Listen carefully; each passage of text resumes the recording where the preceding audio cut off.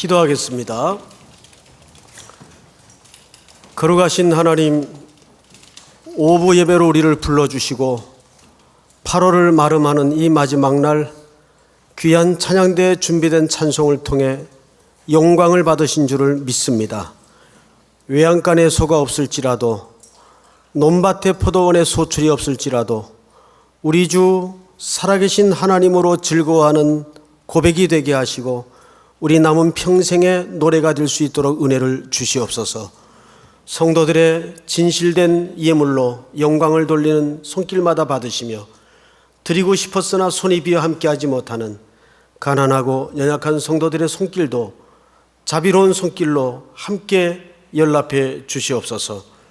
특별히 부족한 종을 불쌍히 여기시고 오늘도 이 말씀에 나타난 하나님의 심정과 진의만 드러낼 수 있도록 복을 주옵소서. 예수님 이름으로 기도합니다. 아멘. 우리 좌우로 인사 좀 하십시다. 한여름 수고 많으셨습니다. 여러분 정말 수고 많으셨습니다. 이제 내일부터는 9월이 시작이 되면서 또 첫날입니다. 또 우리 새벽 예배 패턴도 많이 달라질 것입니다. 영상을 본 것처럼 일방적인 설교 패턴이 아니라 우리 청중과 호흡을 섞어서 말씀을 삶의 자리로까지 어떻게 적용해야 될 것인가, 이렇게 큐티 형식으로 진행을 할 것입니다.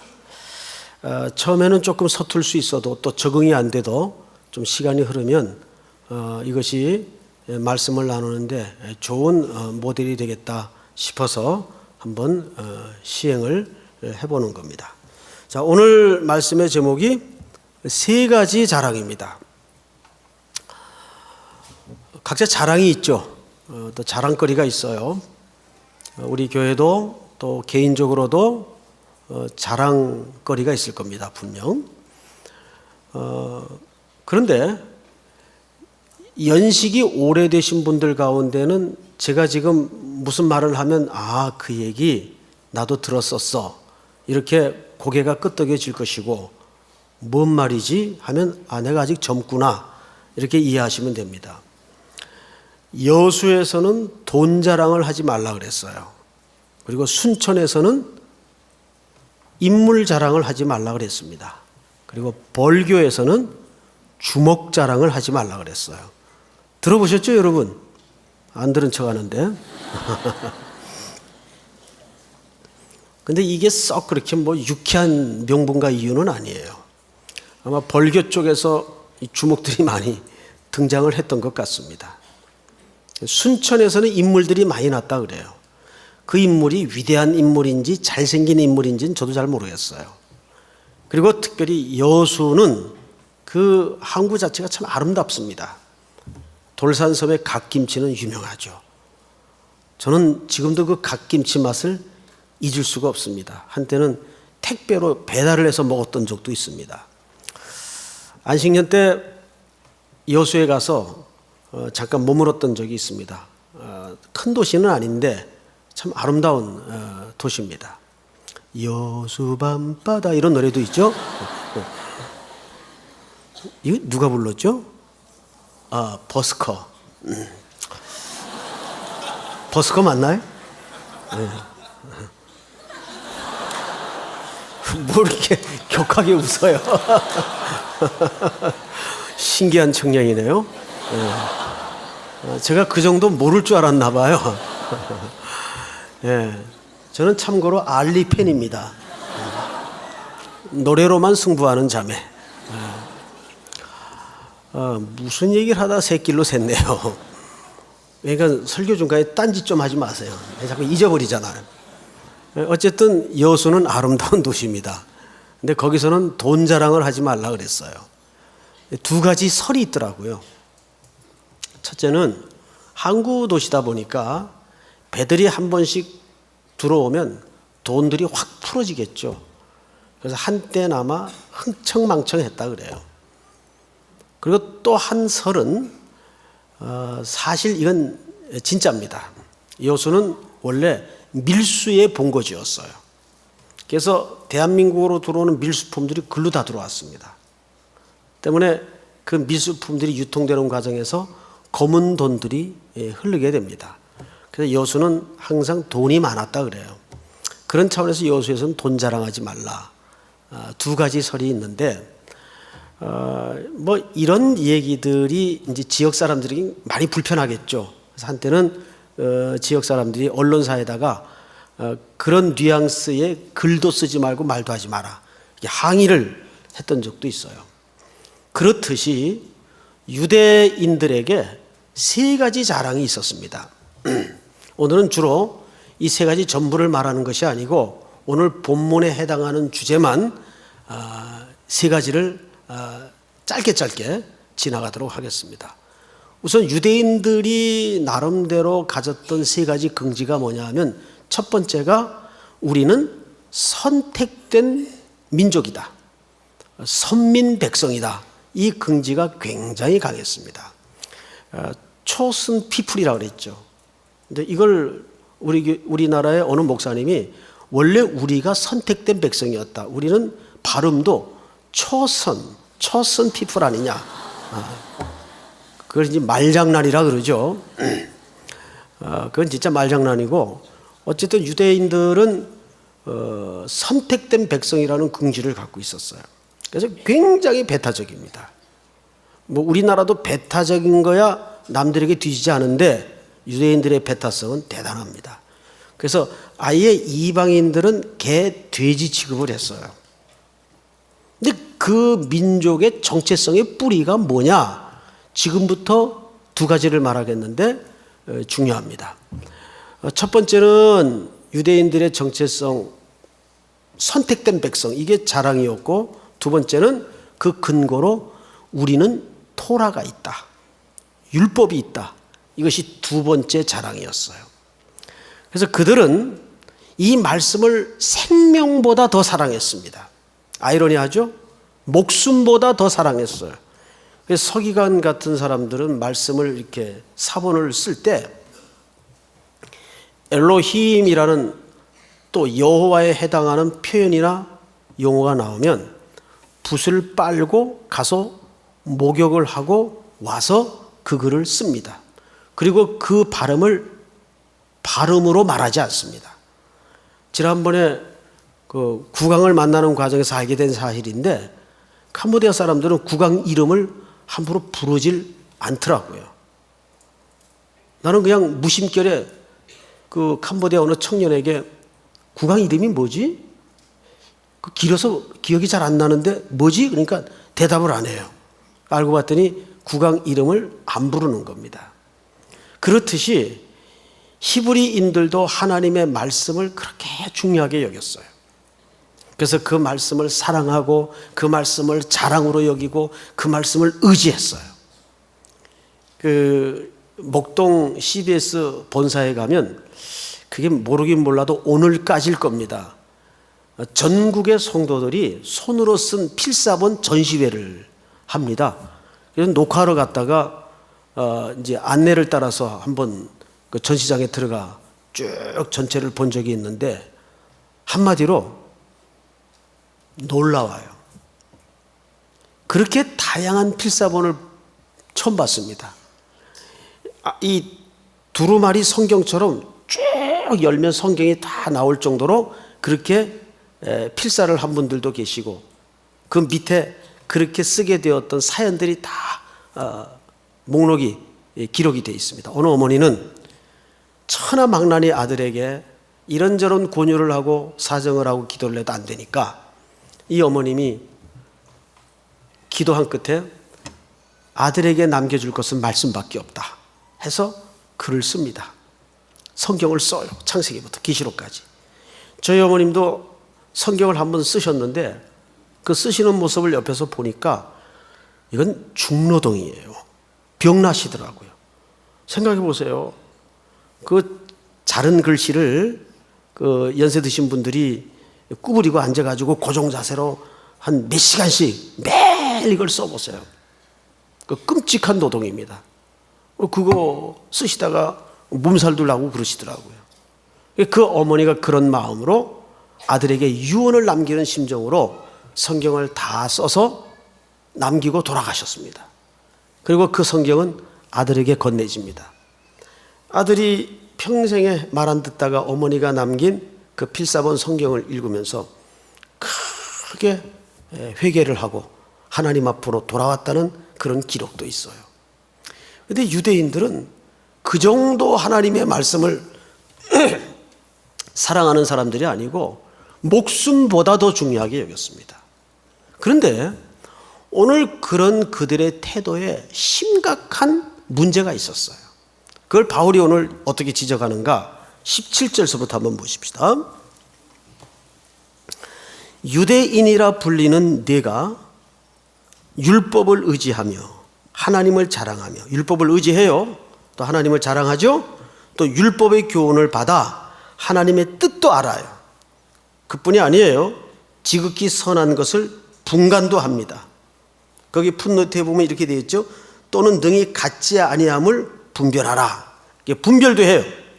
그 다음에 19절을 보세요. 맹인의 길을 인도하는 자요, 자기들이 눈먼 자들을 말씀을 가지고 인도하는 자라고 스스로 여겨요. 어둠에 있는 자의 빛이요, 율법에 있는 지식과 진리의 모범을 가진 자로서 어리석은 자의 교사요, 어린이의 선생이라고 스스로 믿으니. 이렇게 되어 있어요. 스스로 믿으니. 자, 이게 무슨 얘기일까요? 이 얘기입니다. 그들은 이렇게 스스로 착각을 하고 있지만, 그렇게 선생된 자리에 있다고 생각을 하지만, 그들은 스스로 지키지도 않으면서 착각에 빠졌다 그 말이에요. 그거를 이제 사도 바울이 5가지로 질문을 합니다. 그런데 이 5가지 질문에 비껴 설 수 있는 사람이 누굴까 한번 보십시다. 21절. 한 대목 한 대목 짚어가면서 말씀을 드리겠습니다. 그러면 다른 사람을 가르치는 네가 네 자신은 가르치지 아니하느냐? 도둑질하지 말라 선포하는 내가 도둑질하느냐? 보세요. 다른 사람을 가르치고 있는데 정작 자기 자신은 교훈하지 않아요. 앞에 서서 도둑질하지 마십시오 하는데 자기는 도둑질해요. 뿐만이 아니에요. 22절 한번 같이 읽어볼까요? 시작. 간음하지 말라 말하는 내가 간음하느냐? 우상을 가정에 여기는 내가 신전 물건을 도둑질하느냐? 간음하지 말라고 가르치면서 자기들은 간음을 해요. 자, 우리 지난주 설교 제목이 뭐였습니까? 진리대로 되는 심판이었어요. 자, 거기서 말하는 진리의 반대 개념은 뭐라 그랬습니까? 거짓말? 아니에요. 현상이라 그랬어요. 그 현상의 반대 개념은 뭐예요? 그렇죠. 실체 또는 뿌리 또는 동기. 그래서 예수님이 말씀하시기를 뭐라 그랬습니까?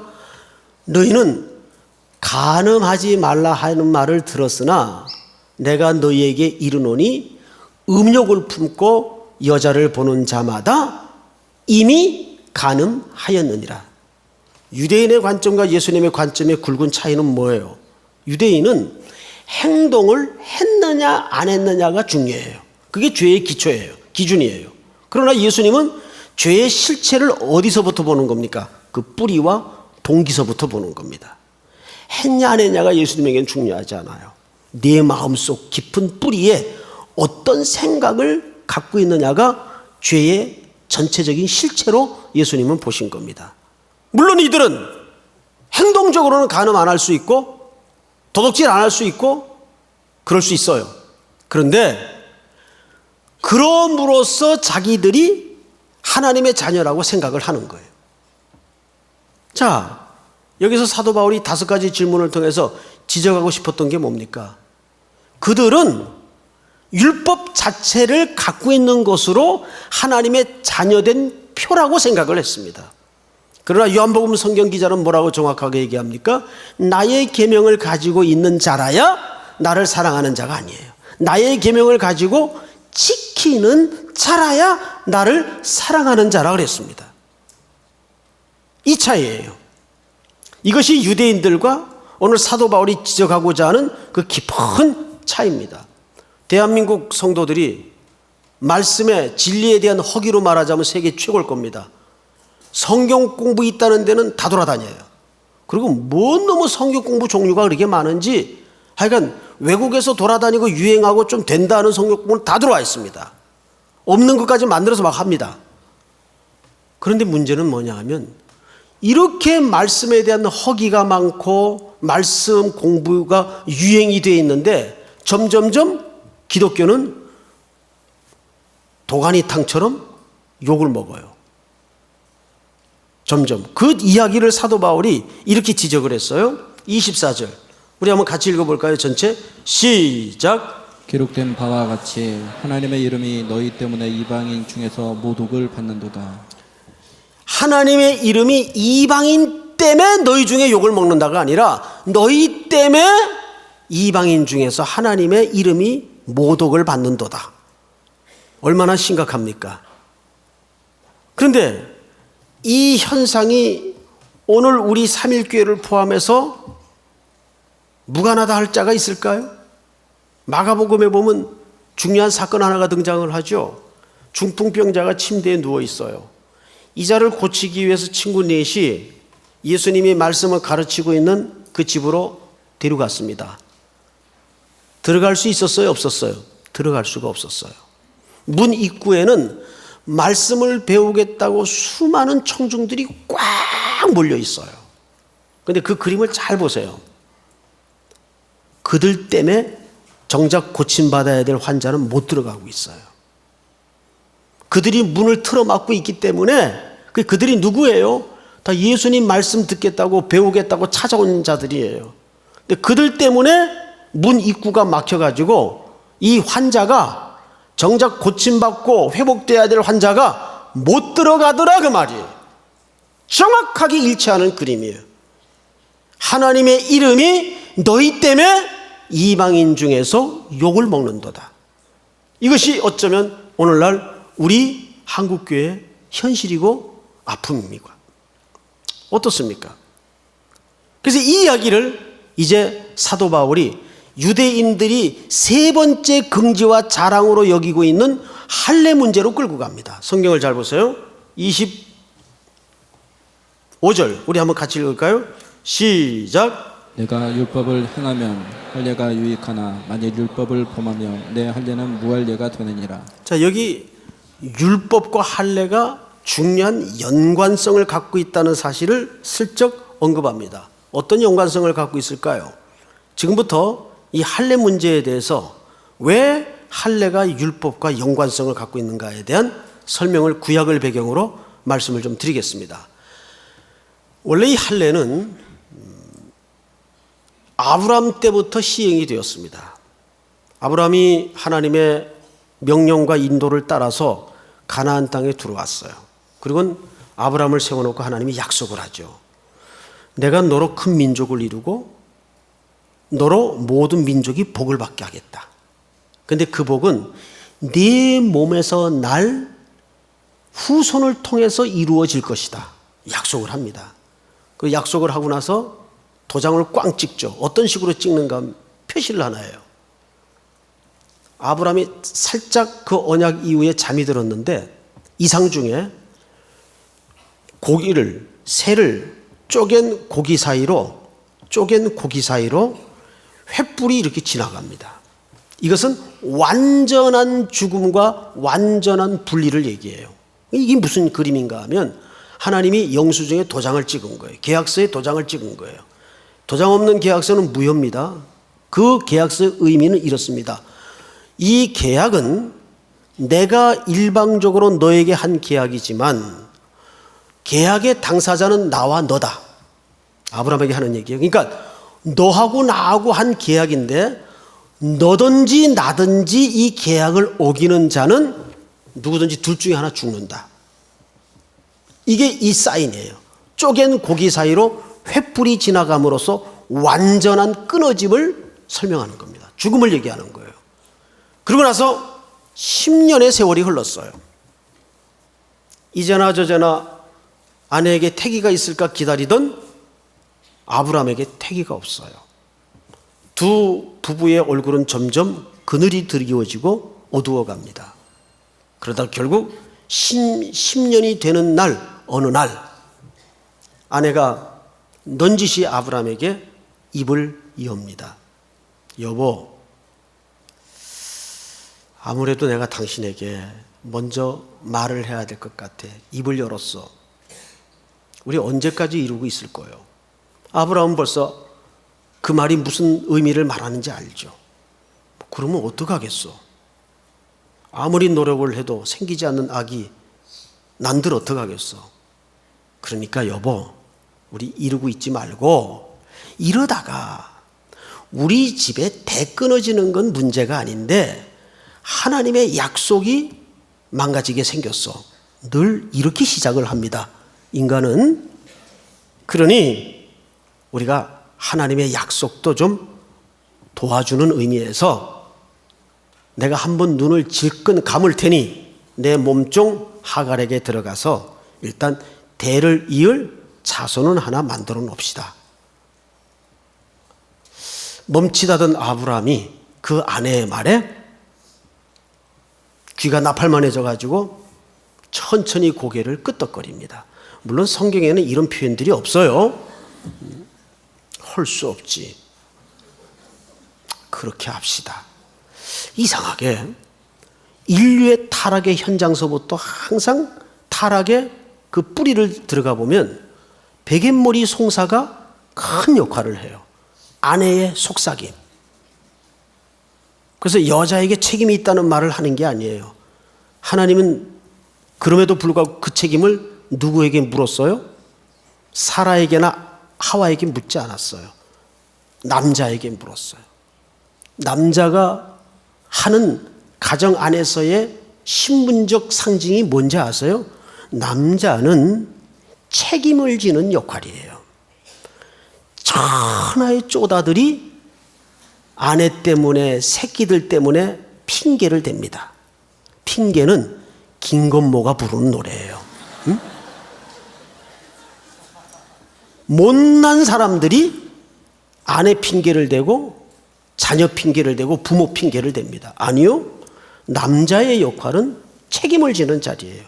그래서 고린도서에 보면 사도 바울이 이런 얘기를, 너희는 남자답게 강건하여라. 그 말이 무슨 말인지 아세요? 상남자, 오늘식으로 말하면 돈 팍팍 잘 쓰고 도프하고 그런 걸 말하는 게 아니에요. 거기서 말하는 남자답게라는 말은 남자 중에 남자가 누구예요? 그리스도예요. 그리스도는 어떤 상남자입니까? 목숨을 바쳐 신부를 사랑한 남자예요. 그게 상남자예요. 돈 잘 쓰고 이런 걸 상남자라고 말하는 게 아니에요. 그건 조다라 그래요. 조다. 아시겠어요? 그래서 예수 그리스도가 십자가에서 책임을 진 거예요. 죽음을 걸고. 남자답게. 아브라함이 홀가닥 그 덫에 걸려 넘어갔어요.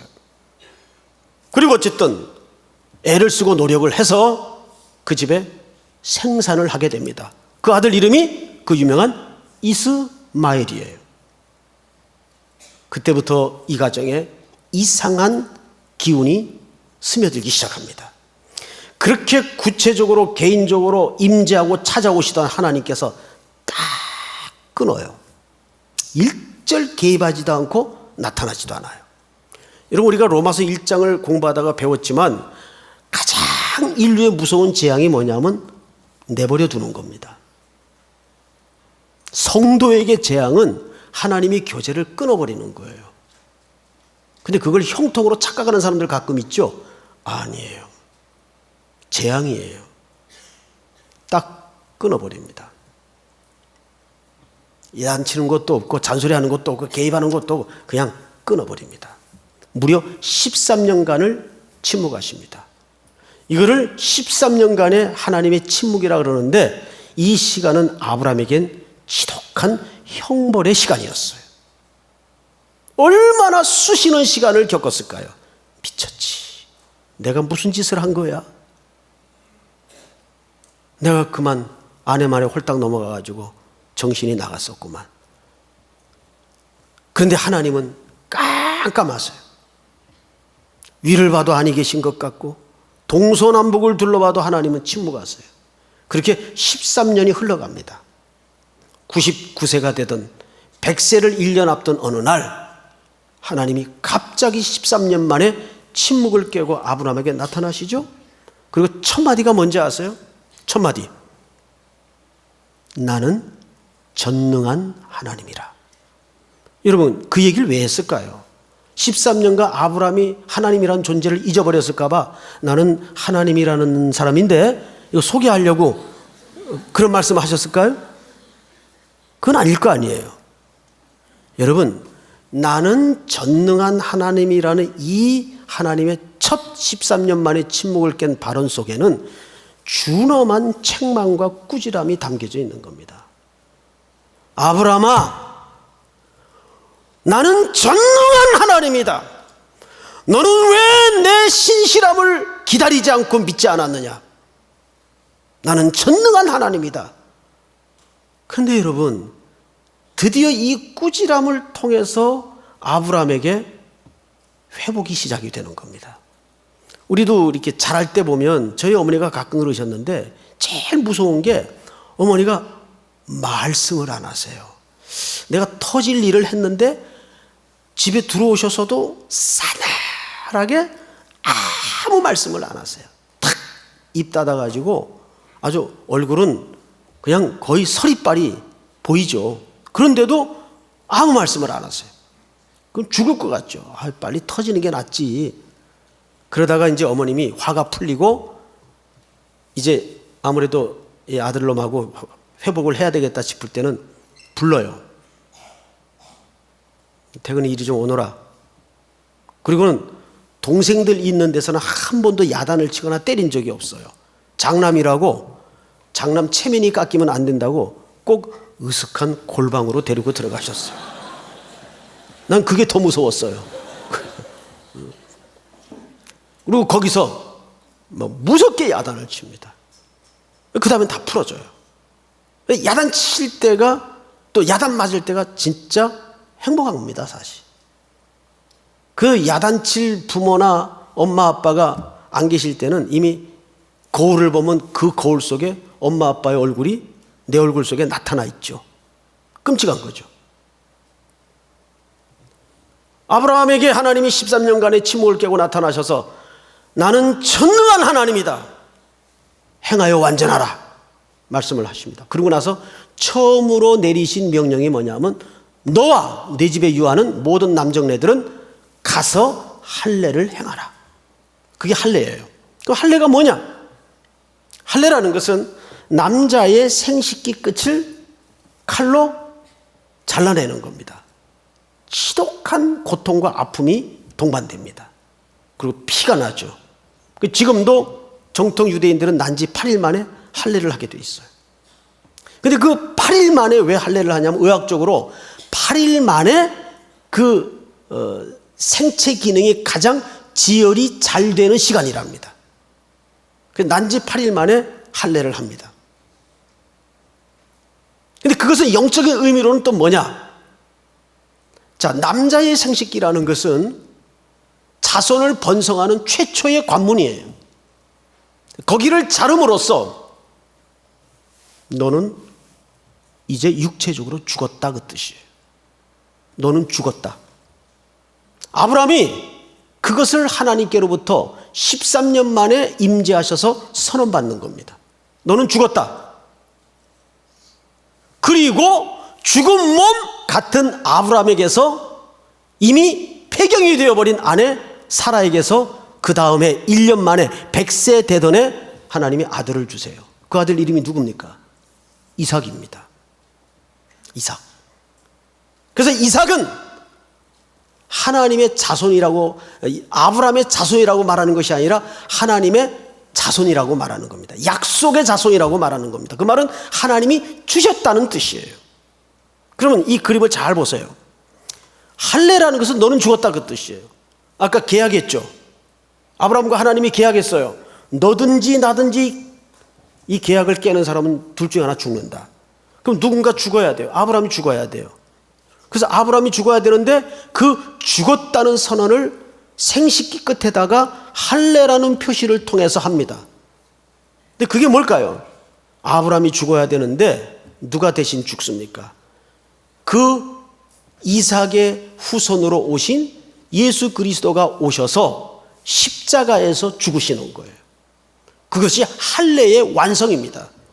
우리 자막을 통해 성경 본문 하나를 보십시다. 골로새서 2장. 자, 시작. 또 그 안에서 너희가 손으로 하지 아니한 할례를 받았으니 곧 육의 몸을 벗는 것이요 그리스도의 할례니라. 여기 뭐라 그랬어요? 육의 몸을 벗은 것이요. 이 말은 육체적으로 죽었다 그 말이에요. 누가? 예수 그리스도가 십자가의 할례를 완성하시는 겁니다. 거기 누가 죽을 자리였어요? 아브라함이 죽을 자리, 우리가 죽을 자리예요. 그런데 이삭의 약속의 자손으로 오신 예수 그리스도가 오셔서 십자가의 할례를 완성하십니다. 죽는 겁니다. 그래서 예수 그리스도는 육체적으로 후손 남기지 않고 죽습니다. 그리고 부활의 첫 열매가 되셔서 진정한 육체로 할례파가 아니라 무할례파, 그 후손들이 믿음 안에서 태어나는 거예요. 할례의 완성이죠. 십자가 사건은. 이 영적인 의미를 살피지 못하고 간파하지 못하고 히브리인들은 그 흔적만 있으면 하나님의 자녀라는 엉뚱한 오해를 가지고 있었다고요. 자, 그러면 오늘날에는 그런 유대인 같은 사람들이 없을까요? 더 많죠. 더 많죠. 자, 우리식으로 한번 표현을 해볼까요? 내가 이 교회 다닌 지 몇 년인데 이게 다 그 흔적을 붙들고 노미널 크리스찬, 명분적 크리스찬들이 하는, 종교인들이 하는 발언들이라고요. 내가 수료한 공부가, 성경 공부가 몇 개인데, 내가 간사를 몇 년 했는데 내가 그래도 목사야. 전부 이런 거. 이게 전부 유대인들이 그 몸의 흔적을 붙들고 하나님의 자녀라고 착각했던 것처럼 종교인들이 하는 보편적인 소리예요. 그래서 우리가 예레미야 선지자가 이미 이 이야기를 어떻게 예언했는가를 한번 보십시다. 자, 같이 읽겠습니다. 시작. 유다인과 예루살렘 주민들아, 너희는 스스로 할례를 행하여 너희 마음 가죽을 베고 나 여호와께 속하라. 그리하지 아니하면 너희 악행으로 말미암아 나의 분노가 불같이 일어나 사르리니 그것을 끌 자가 없으리라. 이 4절 초반절에 보면 너희는 스스로 할례를 행하여 너희 육체의 가죽을 베고입니까? 마음의 가죽을 베고입니까? 마음의 가죽을 베고요. 마음의 가죽을 벤다는 말은 우리가 이미 십자가에서 죽었다는 뜻입니다. 그리스도가 할례로 완성을 하여 자신을 죽이실 때 거기에 우리도 육과 정이 십자가에 못 박혀 우리가 죽었어요. 죽은 이상 이제 우리 안에서 누가 다시 살아나는 과정이 드러나야 되는가 하면 예수 그리스도께서 다시 살아나는 과정이 드러나야 돼요. 이젠 내가 사는 것이 아니요 내 안에 그리스도께서 사시는 것이니, 그리스도께서 사시려면 나는 어떻게 해야 돼요? 나는 온데간데 없이 매일 썰어져 나가서 진멸되고 죽어야 돼요. 우린 죽었다니까요. 이미 예수님이 십자가에 죽으실 때 우리가 거기 죽었어요. 그래서 이제 내 안에 그리스도가 사는 것이 바로 영적인 할례자들의 새로운 삶이에요. 몸의 흔적을 붙들고 하나님의 자녀라고 말하는 것이 아니라 한국교회가 이런 시간 속에 만들어진 흔적, 어떤 과업 속에 만들어진 흔적을 다 내려놔야 돼요. 다 내려놓고 이제는 내가 사는 것이 아니요 그리스도께서 다시 사는 것이니, 그분이 다시 살아나려면 나는 이미 십자가에 제물된 모습을 잃어버려서는 안 된다 그 말이에요. 그래서 신앙생활을 길게 놓고 평가를 하자면 딱 한마디로 이렇게 정의할 수가 있어요. 자기 힘을 빼는 작업이에요. 자, 할례라는 사건을 중심으로 이스마엘은 아브라함이 계획하고 의도하고 작용해서 자기 육체의 실력과 힘으로 낳은 아들이에요. 그리고 할례를 중심으로 그 후에 낳은 죽은 몸 같은 데서 생산한 이삭은 아브라함이 낳은 자식이 아니라 하나님이 주신 자식이에요. 이 차이예요. 우리가 어느 영역에 서 있습니까? 하나님이 주시는 것으로, 하나님이 주시는 힘으로 살아가고 있습니까? 자기가 만들어서 살아가고 있습니까? 이건 중요한 우리 인생의 싸움이어야 돼요. 나는 죽었다니까요. 그래서 이제 그리스도가 내 인생 속에 시퍼렇게 펄펄 살아나도록 하려면 나는 매일 죽음의 냄새가 진동하는 것을 확인해야 돼요. 그러려면 그 과정이 얼마나 쉽지 않겠나 그 말이에요. 그래서 계속 힘을 빼나가야 돼요. 내 힘이 들어가서는 안 돼요. 어떤 일과 역사 속에서도 우리가 지난 2달간 참 수고하셨어요. 그러나 누가복음의 가르침처럼 우리는 마땅히 하여야 할 일을 했을 뿐입니다. 주님께만 영광이 돌아가도록 우리는 간데 온데 없어져야 됩니다. 믿습니까 여러분? 여기에 누구도 공로가 드러나서는 안 돼요. 그래서 성경을 잘 보세요.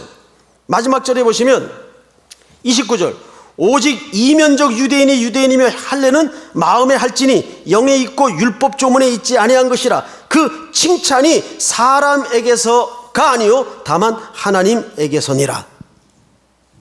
왜 우리가 우리의 힘을 자랑하고 긍지를 여깁니까? 사람에게 칭찬받고자 하는 동기 때문에 이런 행위들이 자꾸 벌어지는 거예요. 광장에서 소리치고 거리에서 기도하고, 그것이 유대인들이 예수님에게로부터 준엄하게 꾸짐받았던 행동들 아닙니까?